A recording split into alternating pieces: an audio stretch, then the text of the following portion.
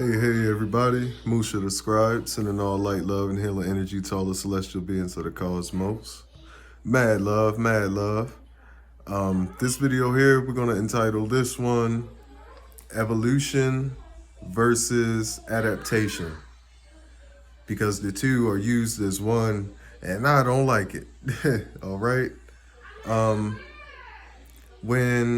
first of all, when it comes to beings and species and things like that, I'm not a believer in evolution. I will start that off, off the rip.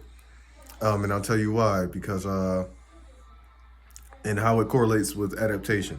People like to say, well, when this being lives in this climate or this terrain or this habitat for this long, it adapts into this type of being and shit. And even in the wording that I just used, you can't even explain it without that word to adapt. Adaptation isn't a whole different word. To adapt is not to literally evolve. The way that they try to explain the evolution is like your actual genetic makeup and things are just naturally shifting with the habitat. And that's not what's going on. The proper term for that is adaptation. Animals begin to adapt to certain climates and habitats. Different beings begin to adapt to different climates and habitats and things of that nature. When they break down evolution, they're trying to break it down as though if you live in Alaska for this amount of time or whatever, you're gonna start changing and things like that, and that's a pipe dream to me. I don't believe in that at all.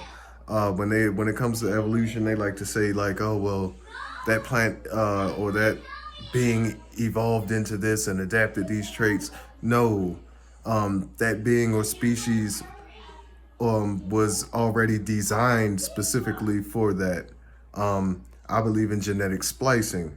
Genetic splicing is starting to be talked about more in the community right now. And to back this up with genetic splicing, how you can even see, like, okay, wild goats over in India and the Middle East have a certain pupil in their eye. It looks like an ink splotch, okay? The only other animal in the world that has that ink splotch eye is an octopus. So how the fuck did this animal over here, that's up in the valleys and the mountains and shit, evolve the eye of a deep sea creature?